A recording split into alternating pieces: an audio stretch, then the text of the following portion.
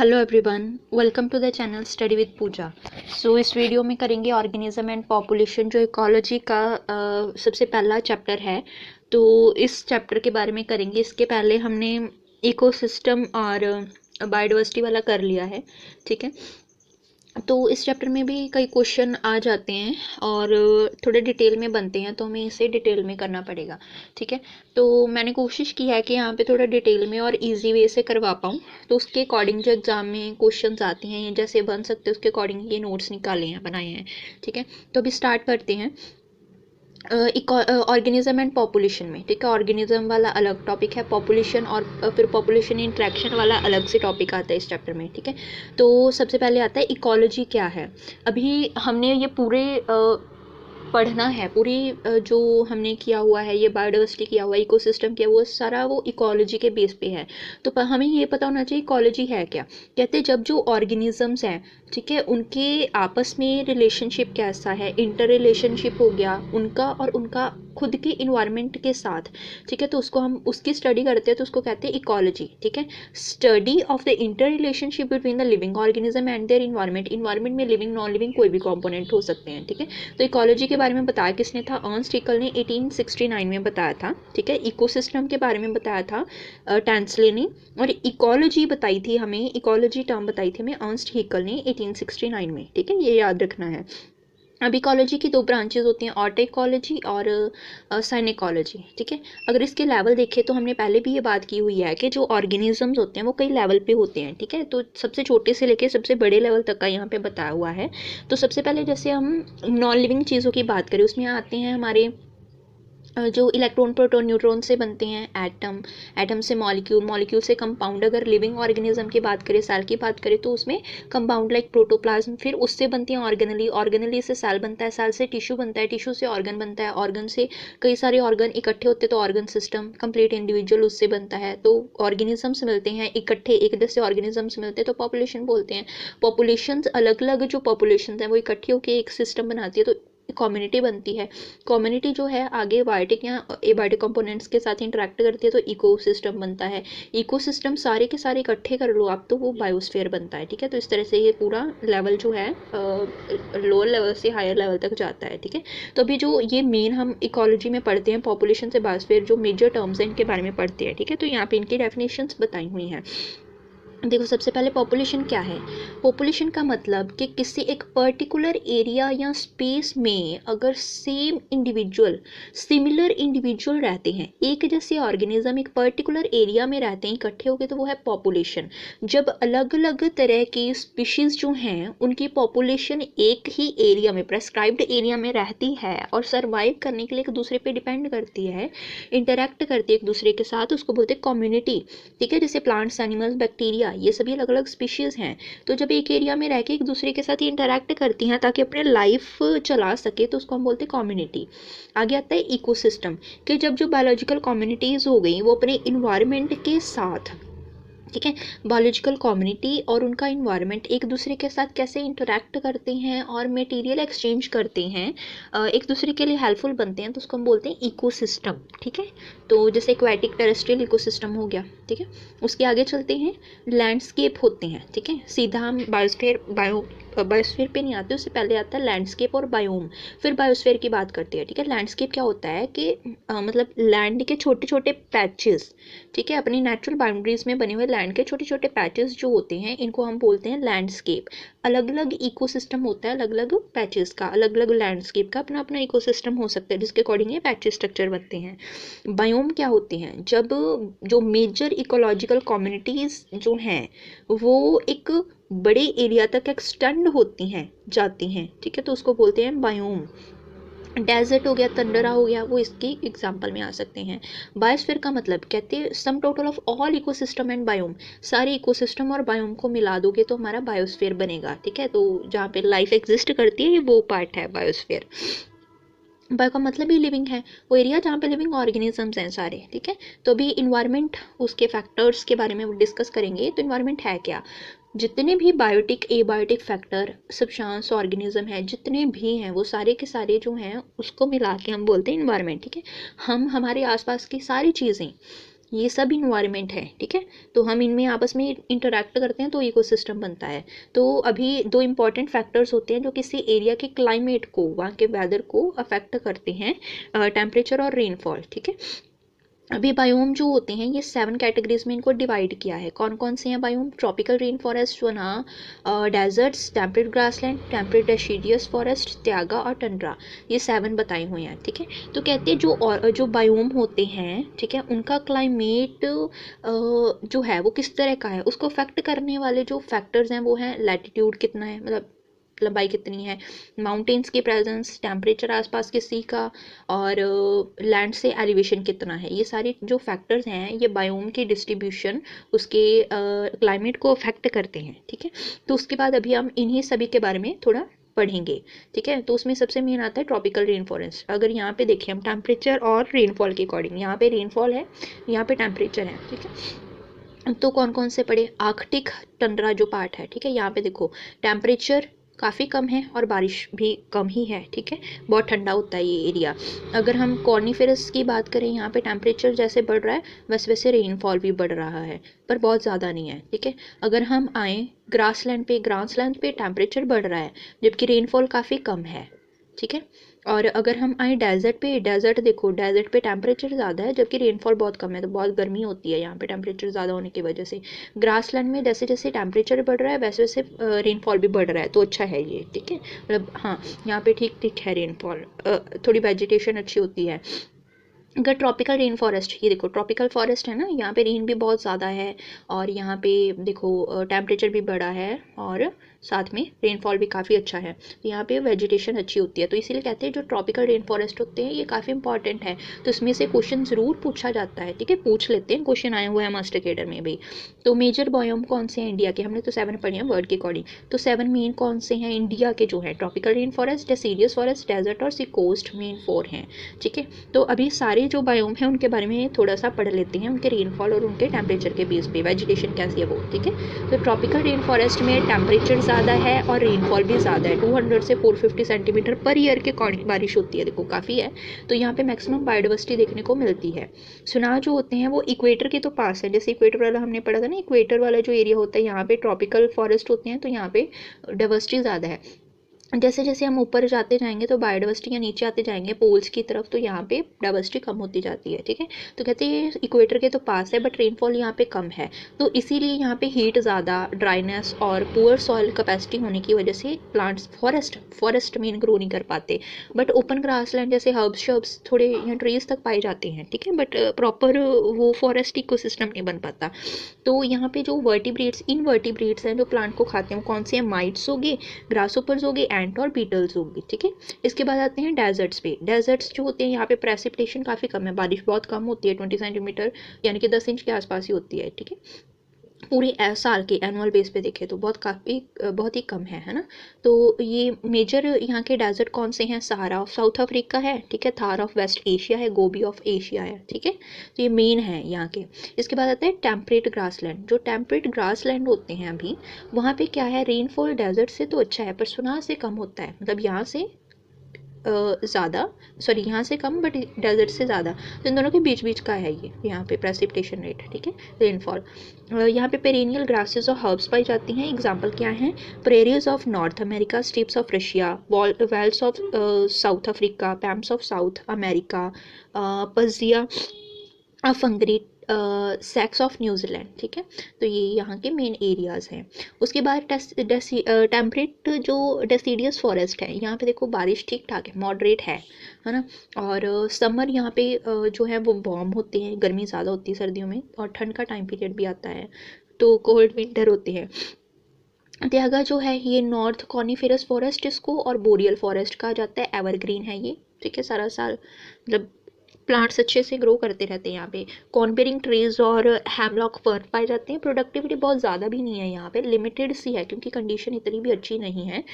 According to organisms environment कई बार नहीं भी होती तो प्रोडक्टिविटी लिमिटेड सी होती है। यहाँ पे सर्दियाँ ज़्यादा टाइम रहती हैं और बारिश कम होती है यहाँ पे, ठीक है। लॉन्ग कोल्ड विंटर होते हैं but precipitation rate come. Tundra जो होता है यहाँ पे प्रेसिपिटेशन काफ़ी कम है, ठीक है। कोल्ड विंटर्स और लॉन्ग होते हैं, समर्स थोड़े टाइम के लिए ही होते हैं।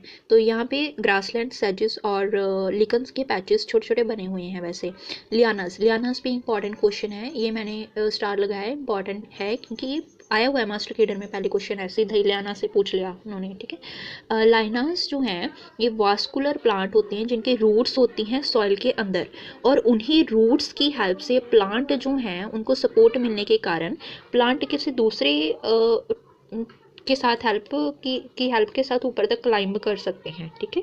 तो टॉप तक क्लाइंब करते हैं विद हेल्प ऑफ रूट, और ये वास्कुलर प्लांट होते हैं। ठीक है। अब दूसरे ट्रीज़ की हेल्प के साथ ये ऊपर तक क्लाइंब कर सकते हैं खुद। तो एपिफाइट्स जो होते हैं ये बायोम में कॉमन होते हैं क्योंकि वहाँ पे मॉइस्चर काफ़ी ज़्यादा होता है। ठीक है। तो मेजर बायोटिक फैक्टर कौन से होते हैं? क्लाइमेट है, air, water, humidity, temperature, light, precipitation हो गया। एडाफिक जो एडाफिक में आता है सॉयल, और टोपोग्राफिक में अर्थ सरफेस कैसा है, और फायर हो गई। फायर का तो इतना नहीं है, क्लाइमेट काफ़ी इंपॉर्टेंट है।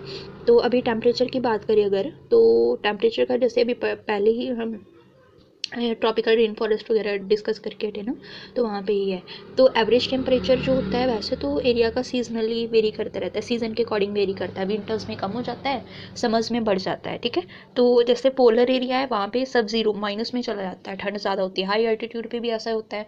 और समर्स में डेजर्ट जो होते हैं, ठीक है, मरुस्थल होते हैं, वहाँ पे 50 डिग्री प्लस चला जाता है, काफ़ी गर्मी हो जाती है वहाँ पे, है ना। तो जो थर्मल स्प्रिंग्स और डीप सी हाइड्रोथर्मल वेंट होते हैं, वेंट जो हमने पढ़ा था ना, सी एरिया जहाँ से वाटर अर्थ क्रस्ट की तरफ जाता है, तो अर्थ क्रस्ट काफ़ी गर्म होने से वाटर वेपर्स की फॉर्म में ऊपर की तरफ ऐसे आता है। ठीक है। तो वहाँ पे भी आसपास के एरिया में ऑर्गेनिजम्स रहते हैं, वो हाइड्रोथर्मल वेंट होते हैं। तो वहाँ पे टेम्परेचर 100 डिग्री सेल्सियस से भी बढ़ जाता है। ठीक है। तो काफ़ी ज़्यादा है। फिर है वेजिटेशन, अगर टेम्परेचर के अकॉर्डिंग देखें तो वेजिटेशन कौन कौन से मेजर 4 टाइप की है, मतलब प्लांट कौन कौन से टाइप के हैं? मेगाथर्म्स, मेसोथर्म, माइक्रोथर्म और हेकिस्टोथर्म होते हैं। ठीक है। मेगाथर्म वो प्लांट होते हैं जो ज़्यादा टेम्परेचर, पूरा साल ज़्यादा टेम्परेचर रहता है फिर भी प्लांट वहाँ पे ग्रो करते हैं, तो ऐसे को हम बोलते हैं मेगाथर्म्स। ट्रॉपिकल रेन फॉरेस्ट वाला एरिया होता है ये। मीजोथर्म्स यहाँ पे टेम्परेचर ऑल्टरनेट वेरी करता है, मतलब बढ़ता है फिर कम भी होता है, फिर बढ़ता है फिर कम होता है। तो डेसीडियस वेजिटेशन यहाँ पे ज़्यादातर पाई जाती है।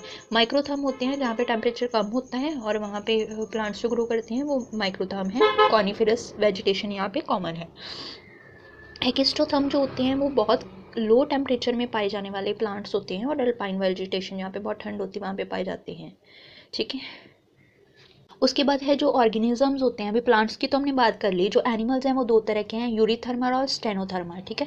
यूरीथर्मल वो ऑर्गेनिजम्स होते हैं जो कि वाइड रेंज ऑफ टेम्परेचर को टॉलरेट कर सकते हैं, मतलब टेम्परेचर अगर एक एरिया में बहुत कम फिर दूसरे एरिया में बहुत ज़्यादा है, तो ऐसे ऑर्गेनिज्म यहाँ पे भी रह लें यहाँ पे भी रह लें, तो उनको हम बोलते हैं यूरीथर्मल। ठीक है। मैमल और बर्ड्स इसके एग्जाम्पल हैं। तो जैसे हम हो गए, हम ज़्यादा गर्मी वाले एरिया में भी रह लेते हैं, और जहाँ पे ठंड होती है वहाँ पे भी हम रह लेते हैं क्योंकि हमारा बॉडी टेम्परेचर कॉन्स्टेंट होता है। ठीक है, मेंटेन हो सकता है।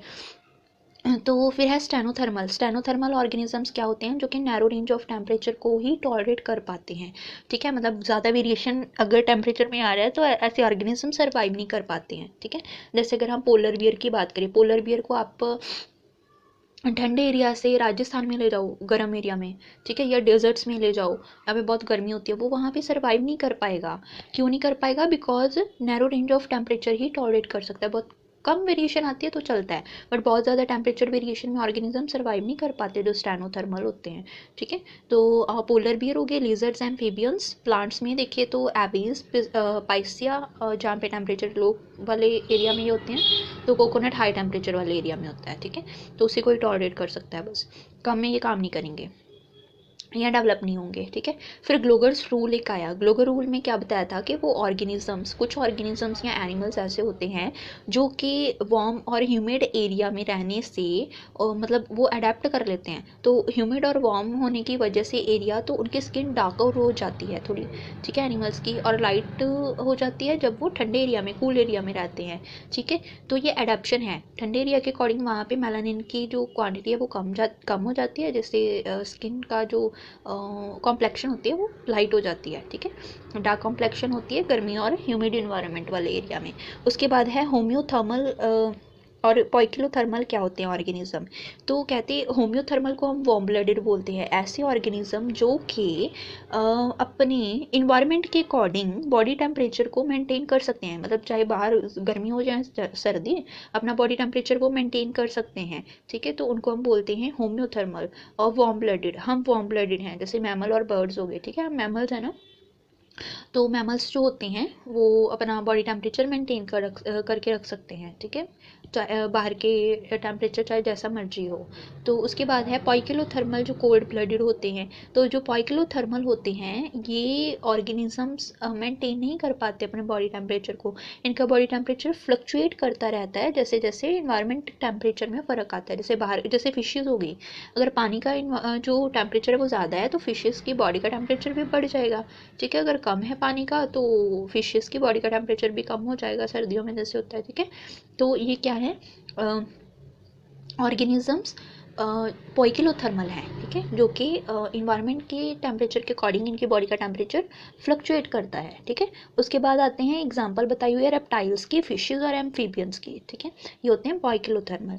फिर है कि स्पेसिफिक इंटरवल ऑफ टाइम में, मतलब एक पर्टिकुलर टाइम के बाद जब टेम्परेचर रेगुलरली वेरी करता रहता है, चेंज होता रहता है, इसको हम बोलते हैं थर्मो पीरियोडिसिटी, ठीक है, कि टेम्परेचर यानी कि हीट, थर्मो, ठीक है, पीरियोडिसिटी एक पर्टिकुलर टाइम पीरियड के बाद, तो उसको बोलते हैं थर्मो पीरियोडिसिटी। दो तरह की होती है, डायूर्नल और सीजनल पीरियड, ठीक है। डायूर्नल में हम क्या पढ़ते हैं कि जो टेम्परेचर होता है दिन के टाइम पे ज़्यादा होता है, रात के टाइम पे कम होता है, तो ऐसे में कई प्लांट्स जो हैं उनमें सीड जर्मिनेशन हो पाती है, तो ये उनके लिए अच्छा है डायूर्नल होना, ठीक है। तो टेम्परेचर देन सीजनल का तो हमें पता है कि सीज़न के अकॉर्डिंग जो टेम्परेचर बढ़ता या कम होता है उसको हम बोलते हैं, वेरिएशन आते हैं वो होती है सीजनल पीरियड, ठीक है। नेक्स्ट चलते हैं, ये तो हमारा हो गया टेम्परेचर के बारे में। दूसरा फैक्टर है हमारा वाटर। तो वाटर जो है वो बहुत ज़रूरी है, और हमें पता है कि हमारी बॉडी का मैक्सिमम पार्ट जो है वो वाटर है, इवन अर्थ का मैक्सिमम पार्ट भी तो वाटर ही है। वाटर जो है वो सॉल्वेंट के, रिएक्टेंट के तौर पे या मेटाबॉलिक बाई प्रोडक्ट के तौर पे, ठीक है, या सेल की टर्जिडिटी मेंटेन करने में काम आता है। तो वाटर का काफ़ी इंपॉर्टेंट रोल है, इसलिए इंपॉर्टेंट फैक्टर है, ठीक है। तो अर्थ जो है वो सबसे पहले हमने पढ़ा है कि वाटर से ही वाटर में ही ओरिजिनेट हुई थी, मतलब एक्वाटिक ऑर्गेनिज्म आए थे सबसे पहले, ठीक है। तो अभी टेरेस्ट्रियल प्लांट जो होते हैं वो मॉइस्चर के बेस पे तीन तरह के होते हैं, कि एक होते हैं हाइग्रोफाइट्स, एक होते हैं मेसोफाइट, एक होते हैं जीरोफाइट्स। वो प्लांट्स जो तो पानी वाले एरिया में, जहाँ पे पानी ज़्यादा है, वेट एरिया है, वहाँ पे पाए जाते हैं, तो ऐसे प्लांट को पानी ज़्यादा मिलता है तो इनकी जो स्टेम है वो थोड़ी सॉफ्ट होती है, लीव्स इनकी बड़ी बड़ी होती हैं और लीव्स पे हाइड्रोथॉट्स बने होते हैं। उन्हीं हाइड्रोथॉट्स के थ्रू ये जो एक्सेस वाटर है गटेशन के प्रोसेस के थ्रू निकाल देते हैं, ठीक है। गटेशन की प्रोसेस होती है, जैसे लीफ है, लीफ पे ऐसे हाइड्रोथॉट्स बने होते हैं साइड्स पे, तो उन स्पेसेस में से पानी जो है, एक्स्ट्रा पानी वो बाहर निकल जाता है। कभी हम मॉर्निंग में सैर करने जाते हैं ना तो हम प्लांट्स पे देखते हैं ऐसे होता है, गटेशन बोलते हैं उसको। तो एक्स्ट्रा वाटर इस तरह से निकल जाता है, ठीक है। क्योंकि ज़्यादा पानी वाले एरिया में रहते हैं प्लांट को, तो जितनी ज़रूरत है उतना ही यूज़ करेगा, ठीक है, बाकी का तो उसमें से निकल जाएगा, ठीक है। हाइग्रोफाइट्स, वो प्लांट जो कि मॉइस्ट हैबिटेट में रहते हैं, ठीक है, और वो नॉर्मली होते हैं, थॉर्न्स स्पाइन्स कुछ भी नहीं होता उसमें, एब्सेंट होते हैं वो, ठीक है, उसको बोलते हैं मीजोफाइट। तो क्रॉप प्लांट, फ्रूट हो गए, वेजिटेबल प्लांट, ये सभी हैं मीजोफाइट्स। फिर है जीरोफाइट्स। जीरोफाइट्स जो हैं ये वो प्लांट्स होते हैं जो कि ड्राई हैबिटेट में रहते हैं, ठीक है। कहाँ पे रहते हैं? ड्राई हैबिटेट, यहाँ पे पानी की बहुत कमी है, तो पानी की कमी है इस वजह से ये वाटर को बचाने की कोशिश करके रखते हैं। तो अकेशिया और टैमरिक्स हो गया, कैसोरिना हो गया, ये सभी ये जीरोफाइटिक प्लांट हैं, ठीक है। तो हाइग्रोफाइट की एग्जांपल हमें यहाँ पे बताई हुई है, रेननक्लस सेरेटस, ठीक है, स्क्लेरेटस। उसके बाद है, कहते कि जो ऑर्गेनिजम्स होते हैं, यहाँ पे भी पूछा गया है वैसे, हमें पता होना चाहिए इसके बारे में। कहते कि जो फ्रेश वाटर ऑर्गेनिज्म है वो वो जो फ्रेश वाटर ऑर्गेनिज्म है वो सलाइन वाटर में नहीं रह सकता ऑर्गेनिज्म। जो सलाइन वाटर का ऑर्गेनिज्म है वो फ्रेश वाटर में नहीं रह सकता, क्यों? क्योंकि जो फ्रेश वाटर ऑर्गेनिज्म है तो जब वो सलाइन वाटर में जाएगा तो सलाइन वाटर की वजह से जो सॉल्ट कंटेंट है वो आसपास काफ़ी बढ़ जाएगा, उससे तो सेल से जो वाटर है वो भी बाहर आ जाएगा, ठीक है। तो उससे क्या हो सकता है, सेल जो है वो श्रिंक कर सकता है, ख़त्म हो सकता है, तो इसलिए वो सर्वाइव नहीं कर पाएगा। जबकि जो सलाइन ऑर्गेनिज्म है, वाटर में पाया जाने वाला सलाइन ऑर्गेनिज्म, उसके अंदर सॉल्ट कंटेंट ज़्यादा है, जबकि फ्रेश वाटर में आएगा तो यहाँ पे सॉल्ट कंटेंट कम है, तो उसके फेवरेबल कंडीशन नहीं होंगी। तो इससे क्या होगा, उसका जो अंदर बाहर का पानी है वो भी उसके अंदर जाने की तरफ कोशिश करेगा, जिससे क्या होगा, सेल में वाटर कंटेंट ज़्यादा होने से वो वर्स्ट कर सकता है, फट सकता है वो, तो ऐसे ऑर्गेनिज्म मर जाएंगे। ठीक है, तो इसलिए नहीं वो सर्वाइव कर पाते, वही यहाँ पे बताया हुआ है। फिर जो सलाइन वाटर होता है उसकी कितनी होती है वैल्यू, इनलैंड वाटर होता है उसकी सलाइनिटी होती है 5 ppt से कम होती है, पार्ट पर 1000 से कम होती है। ठीक है, जबकि जो सी की सलाइनिटी होती है वाटर की वो 30 to 35 जो पार्ट पर 1000 है उससे कम होती है थोड़ी सी। हाइपर सलाइन लगून की उससे तो उसकी तो 100 ppt पार्ट पर 1000 से भी ज़्यादा होती है सलाइनिटी। ठीक है, बहुत ज़्यादा होती है। तो अभी अगर ऑर्गेनिज्म देखें तो जैसे हमने यूरीथर्मल और हाइड्रोथर्मल देखे थे, यूरीथर्मल और स्टेनोथर्मल देखे थे ना, हीट के बेस पे, टेम्परेचर के बेस पे। अभी ये दो तरह के होते हैं वाटर के बेस पे, होते हैं सलाइनिटी के बेस पे। ठीक है, यूरी हलाइन वो होते हैं जो कि टॉलरेट कर सकते हैं वाइड रेंज ऑफ, यहाँ पे टेम्परेचर नहीं आना, यहाँ पे आना है सलाइनिटी को। ठीक है, जो कि सलाइनिटी चाहे ज़्यादा हो चाहे कम हो तो वो सर्वाइव कर लेंगे ऑर्गेनिज्म, ऐसे को हम बोलते हैं यूरी हलाइन। एग्जाम्पल है सालमन। तो वो ऑर्गेनिज्म जो कि मतलब नैरो रेंज वाली सलाइनिटी को ही टॉलरेट कर सकते हैं। मैं अगर उनके सलाइन वाटर में थोड़ा सा ही फ़र्क आए तो वो चल सकता है, बट ज़्यादा फ़र्क से वो मर जाएंगे। तो ऐसे ऑर्गेनिजम्स को हम बोलते हैं स्टेनोहेलाइन। तो ये होते हैं शार्क, इसकी एग्जांपल है। ठीक है, नेक्स्ट चलते हैं। आगे यहाँ पे मिस हो गया थोड़ा सा, बस यहाँ पे थर्ड पॉइंट है लाइट। लाइट का बस इतना यहाँ पे मिस हो गया है कि हमने लिखा था कि जो लाइट होती है वो फोटोसिंथेसिस के लिए बहुत ही इंपॉर्टेंट है। लाइट जो है वो फोटोसिंथेसिस के लिए काफ़ी इंपॉर्टेंट है। ठीक है, फोटोसिंथेसिस में एक तो वो क्लोरोफिल बनाती है। ठीक है, दूसरा वो क्या करती है, फोटोसिंथेसिस जो है उसमें लाइट का क्लोरोफिल बनाने में रोल है और फ्लावरिंग प्लांट्स की ग्रोथ में रोल है। ठीक है, प्लांट में फ्लावरिंग भी इसकी वजह से, लाइट की वजह से भी लगती है। ठीक है, होती है। तो डिफरेंट प्लांट्स जो होते हैं उनकी अलग अलग रिक्वायरमेंट होती हैं, जैसे कईयों को ज़्यादा लाइट चाहिए तो कईयों को कम लाइट चाहिए, उसको बोलते हैं फोटो पीरियड। ठीक है, फोटो मतलब लाइट, कितने टाइम के लिए एक प्लांट को लाइट चाहिए ताकि वो ग्रो कर सके या उसमें फ्लावरिंग हो सके। ठीक है, तो जब प्लांट इस चीज़ को लेकर रिस्पॉन्ड करते हैं फोटो पीरियड को लेके, उसको बोलते हैं फोटो पीरियोडिज्म। ठीक है, तो अभी आगे है कि जो एनिमल लाइट पीरियड के अकॉर्डिंग जो एनिमल्स पाए जाते हैं वो कौन से हैं। डायूरनल हैं, डायूरनल, नॉक्टर्नल, अरोरियल, वेस्ट्रियल और क्रिपेस्कुलर। ठीक है, डायूरनल होते हैं जो कि डे टाइम पे ज़्यादा एक्टिव होते हैं एनिमल, उनको बोलते हैं, मतलब जब जिनको लाइट ज़्यादा चाहिए तो जो डे टाइम पे एक्टिव होते हैं उनको बोलते हैं डायूरनल। जो रात के टाइम पे लाइट कम होने पे ही या ना होने पे ही एक्टिव रह पाते हैं उसको बोलते हैं नॉक्टर्नल एनिमल। एरोरियल क्या होते हैं, जो कि dawn active at the time of dawn, dawn यानी कि अर्ली मॉर्निंग पे जो एक्टिव होते हैं ऑर्गेनिज्म, उनको एरोरियल बोलते हैं। वेस्ट्रियल कौन से होते हैं, जो डस्क यानी कि अर्ली इवनिंग, शाम, जल्दी जल्दी वाली जो शाम होती है। ठीक है, पहले शाम के पहले का जो टाइम होता है या शाम के पहले पहले आने वाला जो टाइम है, वहाँ पे डस्क टाइम पे जो एक्टिव होते हैं उनको बोलते हैं वेस्ट्रियल। जो दोनों टाइम पे, डॉन और डस्क दोनों टाइम पे एक्टिव रह सकते हैं, वो है क्रिपेस्कुलर। ठीक है, बस इतना ही इंपॉर्टेंट था। फिर आता है सॉयल। सॉयल जो है उसके अकॉर्डिंग, सॉयल की कंडीशन के अकॉर्डिंग प्लांट कौन कौन से टाइप के होते हैं, होलोफाइट, ऑक्जेलोफाइट, प्लाज्मोफाइट्स, सॉरी ज़ेमोफाइट्स, कैस्मोफाइट और लिथोफाइट्स। ठीक है, हेलोफाइट्स वो प्लांट होते हैं जो कि सलाइन सॉइल, जहाँ पे सॉल्ट कंटेंट ज़्यादा होता है सॉइल में, तो ऐसे एरिया में जो प्लांट्स ग्रो करते हैं उसको बोलते हैं हेलोफाइट। जो प्लांट्स तो एसिडिक सॉइल में ग्रो करते हैं उसको बोलते हैं ऑक्जेलोफाइट। जो सैंडी सॉइल में ग्रो करते हैं, सैंड वाली सॉइल में ग्रो करते हैं, उसको बोलते हैं ज़ेमोफाइट्स। जो रॉक क्रिवाइसिस, जो रॉकी स्पेसिस में ग्रो करते हैं प्लांट्स, उसको बोलते हैं कैस्मोफाइट्स। जो रॉक के ऊपर की मिट्टी में ग्रो करते हैं उसको बोलते हैं लिथोफाइट्स। ठीक है, तो सॉइल जो है ये वेदरिंग और पैडोजेनेसिस के दौरान ही बनती है। तो अगर हम सॉइल की स्टडी करते हैं उसको हम बोलते हैं पैडोलॉजी, या पैडोलॉजी बोलते हैं इसको। ठीक है, तो सॉइल जो है उसकी फर्टिलिटी बढ़ाने के लिए नाइट्रोजन फिक्सेशन होती है, और नाइट्रोजन फिक्सेशन करने के लिए एजोटोबैक्टर, नॉस्टॉक, एनाबिना जो एंजाइम है, बैक्टीरिया हैं, ये फंक्शन करते हैं। एटमॉस्फेयर के नाइट्रोजन को ये कन्वर्ट करते हैं नाइट्रेट या नाइट्राइड में, ताकि प्लांट उनको यूज़ करके ग्रो कर सके, और इवन सॉइल की फर्टिलिटी बढ़ जाती है इससे। ठीक है, तो अभी देखते हैं कि सॉयल में टोटल अमाउंट ऑफ वाटर जितना प्रेजेंट होता है उसको बोलते हैं होलार्ड। अगर सॉयल के अंदर जो वाटर है वो प्लांट के लिए कितना अवेलेबल है उसको बोलते हैं रिजार्ड। जो सॉयल में वाटर तो है पर प्लांट के लिए नॉन अवेलेबल है उसको बोलते हैं इकार्ड।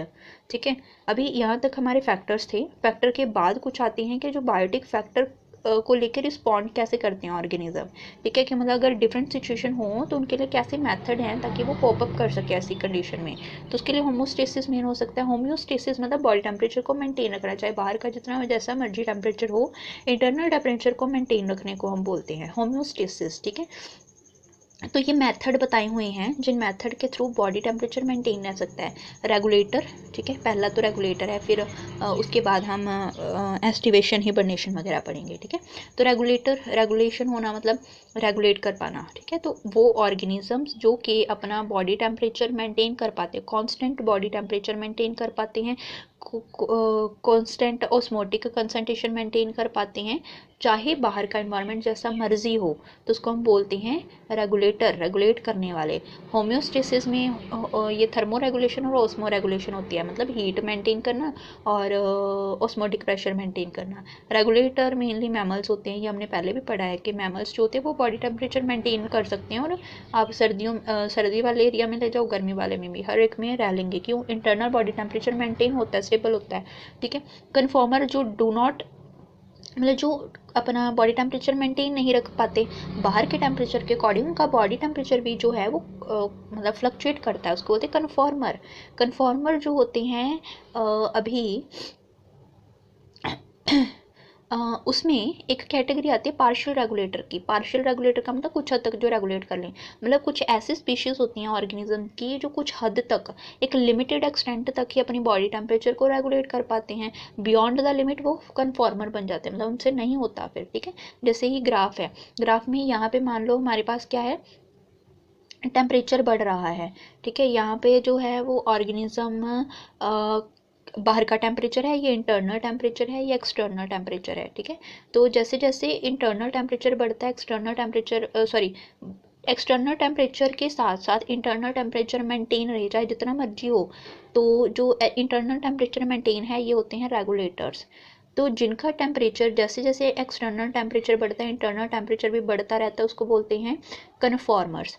जो एक ऐसे होते हैं कि जैसे जैसे टेम्परेचर बढ़ रहा है उसके अकॉर्डिंग कुछ हद तक वो मेंटेन कर सकते हैं, उसके बाद वो भी बढ़ना शुरू हो जाते हैं, या वो अपना बॉडी टेम्परेचर मेंटेन नहीं कर पाते, जो उनको बोलते हैं पार्शियल पार्शियल रेगुलेटर। ठीक है, जो कुछ हद तक ही अपना मेंटेन कर पाए, उसके बाद लूज़ होगी कैपेसिटी बियॉन्ड द लिमिट, तो उसको बोलते हैं पार्शियल रेगुलेटर। ठीक है, नेक्स्ट आता है माइग्रेट करके ही अपने बॉडी टेम्परेचर को मेंटेन कर सकते हैं, या स्ट्रेसफुल कंडीशन से बचा सकते हैं अपने आप को ऑर्गेनिज्म। ठीक है, तो इसमें बर्ड फंक्शन करते हैं। बर्ड्स जैसे कि कॉमनली वो गर्मियों में यहाँ पे दिखाई देते हैं, सर्दियों में यहाँ से चले जाते हैं, है ना। तो मतलब ऐसे एरिया में जहाँ पे उनके अकॉर्डिंग कंडीशन होती है, फेवरेबल कंडीशन होती हैं, तो कहती है अगर ऑर्गेनिजम्स टेम्परेरी माइग्रेट करते हैं अपने अनफेवरेबल कंडीशन से फेवरेबल कंडीशन वाले इन्वायरमेंट में, तो उसको हम बोलते हैं माइग्रेशन। तो ये बर्ड्स करते हैं, जैसे यहाँ जो साइबेरिया के होते हैं बर्ड्स, वो इधर आ जाते हैं राजस्थान में, क्योलेडो नेशनल पार्क में काफ़ी देखने को मिलते हैं वो गर्मियों के टाइम पे, जब हमारे इधर गर्मियाँ होती हैं साइबेरिया में ठंड होती है। ठीक है, तो हमारे इधर के उधर चले जाती हैं। फिर है सस्पेंड एक मेथड है। तो सस्पेंड का मतलब थोड़े टाइम के लिए रुक जाना, थोड़े टाइम के लिए इनएक्टिव हो जाना। जैसे कि बैक्टीरिया, फंजाई या लोअर प्लांट्स हैं, ठीक है, अगर उनकी फेवरेबल कंडीशन ना हो तो बैक्टीरिया वगैरह या फंजाई वगैरह वो अपने आसपास स्पोर्स बना लेते हैं। तो जब फेवरेबल कंडीशन वापस आ जाती हैं तो ये स्पोर्स हट जाती हैं, और जो अंदर मेन बैक्टीरिया खुद थे वो अपने रिलीज़ होके अपनी जर्मिनेशन कर लेते हैं सूटेबल कंडीशन में, फेवरेबल कंडीशन में। ठीक है, वो सस्पेंड होता है। तो एनिमल्स अभी वैसे तो माइग्रेट कर जाते हैं बर्ड्स वगैरह, पर कुछ एनिमल्स जो माइग्रेट ना कर पाएँ तो उनको हम क्या बोलते हैं, उनको तो वो क्या कर सकते हैं, फिर वो हिबरनेशन, एस्टिवेशन या डायपॉज कर सकते हैं। हिबरनेशन का मतलब होता है कि अगर ऑर्गेनिज्म जो हैं या एनिमल जो हैं वो ठंड से बचने के लिए छिप जाएं कहीं पे, इसको बोलते हैं विंटर स्लीप, इसको बोलते हैं समर स्लीप। विंटर के टाइम पे अपने यहाँ बॉडी टेम्परेचर को मेंटेन रखने के लिए, क्योंकि विंटर के टाइम पे हीट ज़्यादा चाहिए, तो अगर ऑर्गेनिज्म हीट प्रोड्यूस करता रहेगा तो उसकी एनर्जी मैक्सिमम हीट प्रोड्यूस करने में ही लूज हो जाएगी। ठीक है, तो इसलिए वो अपनी एनर्जी बचाने के लिए छिप जाते हैं सर्दियों में, जैसे पोलर बियर। ठीक है, तो ये सिर्फ विंटर के टाइम में होता है। एस्टिवेशन जो होती है ये समर स्लीप होती है, समर के टाइम पे ये छिप जाते हैं ऑर्गेनिज्म, ठीक है। जैसे स्नेल या फिश, गर्मियों में जो वाटर का टेम्परेचर बढ़ जाता है ना, तो फिश के लिए वो हार्मफुल हो सकता है क्योंकि उसका टेम्परेचर भी बढ़ जाएगा, तो वो सर्वाइव नहीं कर पाएगी, इसलिए वो छिप जाती है ताकि समर में वो टेम्परेचर अपना मेंटेन कर सके बॉडी का, ठीक है। तो हीट या डेसिकेशन, हीट डेसिकेशन की प्रॉब्लम से वो बचना चाहती है। डायपॉज क्या होता है? डायपॉज जू प्लैंक्टॉन्स में मेनली होता है। डायपॉज का मतलब थोड़े टाइम के लिए अपनी डेवलपमेंट के स्टेज को रोक देना, डेवलप ही ना होना, ताकि एनर्जी डेवलपमेंट में जो लगानी है उसको वो सेव कर सके, ठीक है। तो उसको बोलते हैं डायपॉज। जू प्लैंक्टॉन्स में ऐसे होता है। ये समर विंटर दोनों में चल सकती है किसी भी टाइम पे जब फेवरेबल कंडीशन ना लगे तो, ठीक है। जबकि जो फ्रॉग होता है, फ्रॉग में एस्टिबेशन और हिबरनेशन दोनों की प्रोसेस होती है, दोनों ही होती है क्योंकि वो पानी में भी, लैंड पे भी रह सकता है ना, इसलिए। फिर आती हैं एडेप्शन और एसिमिलेशंस के। ऑर्गेनिज्म अगर अडेप्ट कर सकें किसी एरिया में तभी वो सर्वाइव कर पाएंगे। तो अडेप्शन और एसिमिलेशन में, अडेप्शन जो होती है लॉन्ग टर्म चेंज है, जबकि जो एसिमिलेशन होती है शॉर्ट टर्म चेंज है, ठीक है। तो अडेप्शन इन प्लांट, प्लांट में अडेप्शन कैसे होती है? अलग अलग तरीकों से। अगर लाइट इंटेंसिटी के बेस पे देखिए प्लांट कैसे अडेप्ट कर सकते हैं लाइट इंटेंसिटी के अकॉर्डिंग, तो दो तरह के होते हैं, हेलियोफाइट्स और स्कायोफाइट्स, ठीक है। हेलियोफाइट्स को बोलते हैं सन प्लांट और स्कायोफाइट्स को बोलते हैं शेड प्लांट, ठीक है। तो हेलियोफाइट्स वो प्लांट्स होते हैं जो कि ब्राइट लाइट को ही अडेप्ट करते हैं, ब्राइट लाइट में वो जल्दी ग्रो कर जाते हैं उसको अडेप्ट करके, ठीक है। ब्राइट लाइट अगर हो तो अडेप्ट करके खुद ग्रो कर जाते हैं, ऐसे को बोलते हैं सन प्लांट्स। तो ऐसे प्लांट्स के स्टेम हार्ड, थिक और इंटरनोड उनके स्मॉल होती हैं, ठीक है, जैसे इंटरनोड उनके स्मॉल स्मॉल होती हैं। फिर है सनकन स्टोमेटा होता है नीचे वाले सरफेस पे ताकि ट्रांसपिरेशन ज़्यादा ना हो पाए। तो स्कायोफाइट से शेडी प्लांट्स होते हैं जो कि मतलब शेडी एरिया में रहते हैं जहाँ पे कम लाइट जाती है, तो ये लो इंटेंसिटी वाली लाइट को ही अडेप्ट करते हैं प्लांट। इनके स्टेम सॉफ्ट, स्लेंडर और लॉन्ग इंटरनोड्स होती हैं। इनमें स्टोमेटा दोनों सरफेस पे, लीफ के ऊपर वाले सरफेस पे भी और लीफ के नीचे वाले सरफेस पे भी पाया जाता है, ठीक है, इक्वली। अभी जीरोफाइट क्या है? कहते हैं प्लांट जो कि डेजर्ट्स में रहते हैं, डेजर्ट में तो पानी बहुत कम होता है टेम्परेचर ज़्यादा होने की वजह से, तो ऐसे डेजर्ट में जो प्लांट्स होते हैं उनको बोलते हैं जीरोफाइट। जीरोफाइट कैसे अडेप्ट करते हैं इन्वायरमेंट को ताकि वहाँ पे सर्वाइव कर सकें? तो उसके 4 टाइप्स हैं, कौन कौन से वो बताए हुए हैं। सबसे पहले तो हमें ये बताया है, कहते हैं कि प्लांट जो हैं ये 4 तरह के, एफिमल्स, एनुअल्स, सक्लेंट्स और नॉन सक्लेंट्स, ठीक है। ये 4 तरह के बताए हैं। एफिमरल प्लांट वो होते हैं जो कि अगर अनफेवरेबल कंडीशन हो उनकी तो वो सीड फॉर्म में ही रहते हैं, और जब रेनी सीजन आता है, मतलब बारिश, उनको ज़्यादा पानी मिल सकता है तो वो अपना लाइफ साइकिल कंप्लीट कर लेते हैं, उनको बोलते हैं एफिमरल्स, ठीक है। इसमें आता है ट्रिबुलस टेरेट्रिस, एर्गिमोन मैक्सिकाना, यूफोर्बिया, प्रोस्ट्राटा, ठीक है। एनुअल्स कौन से होते हैं? एनुअल यानी कि वो ऑर्गेनिज्म जो कि आफ्टर रेन भी वाटर जो स्टोर किया उसके साथ वो सर्वाइव कर सकते हैं, ऐसे प्लांट को हम एनुअल बोलते हैं। तो ये मॉडिफिकेशन शो करते हैं, ताकि मॉडिफिकेशन कर लेते हैं ताकि इनमें से वाटर लॉस ना हो सके, ठीक है, ट्रांसपीरेशन ना हो सके या कम हो सके, उसके लिए मॉडिफिकेशन कर लेते हैं। तो इसकी एग्जांपल है एक्िनोपस, एक्िनाटस, सोलेनम, सुरेटनस, ठीक है। तो यहाँ से आपको इसके रिलेटेड क्वेश्चन पूछ सकते हैं, जो हमने पीछे किया ना अभी शेडेड वाला, ये शेडेड प्लांट वाला जो हमने किया हुआ है, तो इसमें से भी हमें क्वेश्चन पूछा जा सकता है, ठीक है। सीधा मास्टर केडर में क्वेश्चन आया तो इंपॉर्टेंट डाला है मैंने, ठीक है। उसके बाद सक्लेंट्स की बात करते हैं। सक्लेंट्स जो होते हैं, सक्लेंट ऐसे प्लांट होते हैं जिनके कुछ ऑर्गन फ्लैशी होते हैं, तो उन फ्लैशी ऑर्गन के अंदर वो अपना वाटर स्टोर करके रख लेते हैं और जैसे जैसे ज़रूरत पड़ती है उस वाटर को यूज़ करते रहते हैं। तो इन प्लांट्स में जो क्यूटिकल होती हैं वो थिक होती हैं ताकि ट्रांसपिरेशन कम हो सके।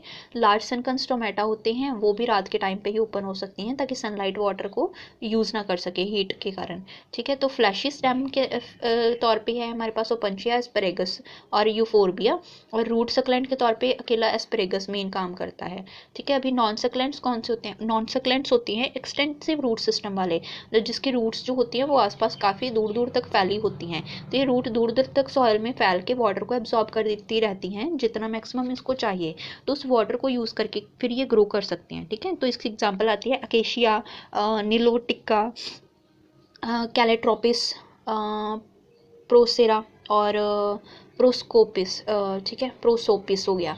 तो ये जो हैं ये नॉन सकलेंट प्लांट हैं, ठीक है। तो उसके बाद आता है यहाँ पे मैंग्रोव को लेके क्वेश्चन ज़रूर पूछते हैं, मास्टर केडर में पूछा गया है, ठीक है। तो मैंग्रोव जो है ये मार्शी एरिया होती हैं और ट्रॉपिकल डेल्टा वाले एरिया में पाए जाते हैं, और जो हेलोफाइट होते हैं ये मार्शी एरिया में पाए जाते हैं, ठीक है। उसके बाद है जो मैंग्रोव, हाँ यहाँ से इंपॉर्टेंट है, ठीक है, कि जो मैंग्रोव है ये क्वेश्चन आया हुआ है, मैंग्रोव जो है ये विविपेरी शो करते हैं, और इनमें सीड जर्मिनेशन तभी हो जाती है जब भी प्लांट के साथ ही अटैच होते हैं। मैंग्रोव के प्लांट में प्लांट के साथ ही पार्ट अटैच होता है, फ्रूट वगैरह अटैच होता है, उसमें सीड जर्मिनेशन भी हो जाती है, ठीक है। वैसे तो जल्दी नहीं होती, फ्रूट के साथ प्लांट के अटैच होने के साथ नहीं होती, बाद में होती है। इसमें पहले ही सीड जर्मिनेशन साथ में हो जाती है, फ्रूट प्लांट से अटैच है, ठीक है। तो ये क्वेश्चन पूछा गया है। ये मैंने सेकंड चैप्टर सॉरी जो फ्लावरिंग प्लांट्स की जो रिप्रोडक्शन पढ़े थे उसमें भी हमने डिस्कस किया था, ठीक है। तभी seedlings grow sufficiently before fall into the saline Marsh, वो पहले ही ग्रो कर जाती हैं सीडलिंग्स सलाइन मार्श में गिरने से पहले ही। तो एग्जांपल है राइजोफोरा एग्रेकस हो गया, ठीक है, सेरियोपस हो गया, ठीक है, कैरियोपस। तो इसके बाद है ये तो हमने प्लांट का पढ़ा। अभी एनिमल अडेप्ट कैसे कर सकते हैं। एनिमल में माइग्रेशन होती है, हाइबरनेशन, एस्टिवेशन, कैमोफ्लेग, मिमिक्री, इकोलोकेशन और वाटर स्कार्सिटी हो सकती है, ठीक है। तो जिसके थ्रू वो सर्वाइव कर सकती हैं, टॉलरेट कर सकती हैं, अडेप्ट कर सकते हैं। माइग्रेशन, हिबरनेशन, एस्टिवेशन का तो अभी हमने पढ़ा है, ठीक है।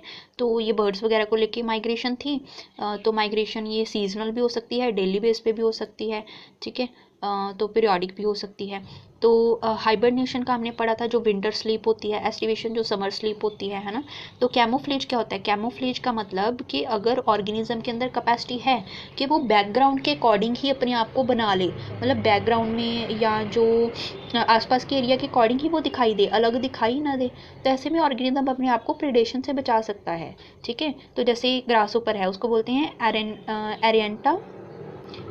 एरेंटिया रेक्टिफोलिया, ठीक है। तो ग्रासहोपर जो होता है वो अपने आप को, वो ग्रासहोपर ग्रीन कलर का होता है, तो ग्रीन लीव्स पे इस तरह का बन जाता है, दिखाई नहीं देता, तो प्रीडेटर्स उसको पकड़ के खा नहीं पाते फिर, ठीक है, इसलिए वो बच के उसको बोलते हैं कैमोफ्लेज, एडेप्शन कर ली ना उसने। उसके बाद है मिमिक्री, ये मोनाक बटरफ्लाई में होती है। मिमिक्री का मतलब इसमें दो होते हैं, एक होता है मॉडल, ठीक है, एक होता है मिमिक। जो मिमिक्री करेगा और अपने आप को बचाएगा वो होता है मिमिक, और जिसकी मिमिक्री की जाएगी मिमिक के थ्रू उसको बोलते हैं मॉडल, ठीक है। तो इस तरह से मिमिक जो होता है वो जो है वो अपने जैसा उसको दिखा के मैं तेरे जैसा हूँ, तो वो खुद बच जाता है, ठीक है, अपने आप को बचाने की कोशिश करता है। तो मोनाक बटरफ्लाई ऐसे करती है, ठीक है। तो उसके बाद होता है इकोलोकेशन, ये वेल और बैट में होती है। वेल और बैट क्या करते हैं, ये रात के टाइम ये वो है ना, नॉकटर्नल एनिमल हैं, तो रात के टाइम ये निकलते हैं। आइस को तो यूज़ नहीं करते देखने के लिए, अपने प्रेडेटर को देखने के लिए क्या करते हैं, ये हाई वेवलेंथ वाली साउंड यूज़ करते हैं जो इनसे निकलती है और इन्वायरमेंट में जाती है। तो जहाँ पे वो स्ट्राइक करती है, साउंड स्ट्राइक करके ऑब्जेक्ट के साथ वापस आती है, तो इनको पता चल जाता है कहाँ से स्ट्राइक करके ये वापस आई है। तो इस तरह से इकोलोकेशन करके ये अपने जो शिकार है उसको ढूंढ सकते हैं, अपने प्रे को ढूंढ सकते हैं ये, ठीक है। तो इकोलोकेशन वेल और बैट में होती है, तो अडेप्ट कर पाते हैं ये। उसके बाद है वाटर स्कार्सिटी, मतलब यहाँ पे पानी की कमी है। तो ऐसे एरिया जहाँ पे पानी की कमी है, जैसे डेजर्ट, वहाँ पे भी तो एनिमल रहते हैं, फिर वो कैसे रहते हैं, वो कैसे अडेप्ट कर पाते हैं ऐसे इन्वायरमेंट को। तो वो क्या करते हैं, जैसे कैंगरू या रैट हो गए, ठीक है, डेजर्ट रैट, तो वो पानी को यूज़ ही कम करते हैं, पानी पीते ही कम है। तो उनका 90% जो वाटर होता है उनके मेटाबॉलिक वाटर ही उनका होता है, और 10% वो अपने फूड से वाटर लेते हैं। तो जो वाटर उनके पास है उसी को ही वो यूज़ करते रहते हैं ताकि उनको पानी की कमी महसूस ना हो, ठीक है, पानी की कमी ना हो उनके अंदर। तो इसीलिए वो जो उनके अंदर वाटर है उसको बचा के रखने के लिए वो क्या करते हैं, उनका यूरिन जो होता है वो कंसनट्रेटेड होता है, ठीक है, सॉलिड यूरिन और सॉलिड फिसेस वो प्रोड्यूस करते हैं। उससे क्या होता है, जो उनका बॉडी का वाटर होता है वो बचा रहता है, क्योंकि यूरिन में से वाटर लूज़ हो जाता है। तो अगर यूरिन ज़्यादा कंसनट्रेटेड होगा तो वाटर लूज़ नहीं हो पाएगा इतना, ठीक है, तो इसलिए वो अपने आप को बचा के रखते हैं वाटर स्कार्सिटी के टाइम पे, ठीक है। फिर कुछ ऐसे जैसे लिजर्ड्स की बात करें, है ना, लिजर्ड्स, क्रोकोडाइल्स वगैरह हो गए, तो ये अपना बॉडी टेम्परेचर कैसे मेंटेन कर पाते हैं, तो ये क्या करते हैं, सर्दियों के टाइम पे जैसे ये धूप में चले जाते हैं, धूप सेकते हैं बाहर, ठीक है, धूप को, सनलाइट को इंजॉय करते हैं, तो वहाँ से हीट एब्जॉर्ब कर लेते हैं। और जब ठंडा अपने आसपास टेम्परेचर इनका बढ़ जाता है तो ये शेडी एरिया में चले जाते हैं, ठीक है। तो बहुत समझदार हैं, अपना बॉडी टेम्परेचर इस तरह से मेंटेन कर लेते हैं ये, ठीक है। ठीक है, नेचुरल हीट को यूज़ करते हैं अपने आप को वार्म करने के लिए, ठीक है। तो इस तरह से ये फंक्शन करती हैं। अभी हमारा यहाँ तक ऑर्गेनिजम्स वाला मैक्सिमम जो टॉपिक था फैक्टर्स वगैरह को लेके, ठीक है, तो ये कंप्लीट हो गया है। अभी दो टॉपिक जो बचे हैं हमारा, एक पॉपुलेशन एट्रीब्यूट को लेके जो टॉपिक है हमारा, दूसरा उसके साथ रिलेटेड हमारा पॉपुलेशन इंटरेक्शन है, ठीक है, इंटरेक्शन वाला टॉपिक है जिसमें मिमिक्री म्यूटलिज्म, कमेंसलिज्म, एनालिज्म करेंगे, तो उसमें से क्वेश्चन पूछ लेते हैं, वो भी काफ़ी इंपॉर्टेंट है, ठीक है। तो वो नेक्स्ट वीडियो में करते हैं। अभी मैंने जितना मैं इजी करके बना सकती थी और डिटेल में जो ला सकती थी पेपर के अकॉर्डिंग जो चाहिए था, वो मैंने मतलब नोट्स में लिखने की कोशिश की है। तो अगर आपको वीडियो अच्छी लगे तो लाइक ज़रूर कर देना, और नए हो तो चैनल को सब्सक्राइब कर दो, ताकि आपको जो वीडियोज़ अपलोड होती हैं उनके बारे में पता रहे और आपकी तैयारी अच्छी से हो सके। और अगर आपको ये नोट्स चाहिए या और चैप्टर्स के नोट्स चाहिए तो हमारा टेलीग्राम चैनल है जिसका लिंक डिस्क्रिप्शन में दिया हुआ है, तो आप वहाँ से टेलीग्राम चैनल ज्वाइन कर सकते हो लिंक से, और ये PDF नोट्स ले सकते हो। तो बाकी का इसका सेकंड पार्ट जो है वो हम नेक्स्ट वीडियो में करते हैं। Thanks for watching the video.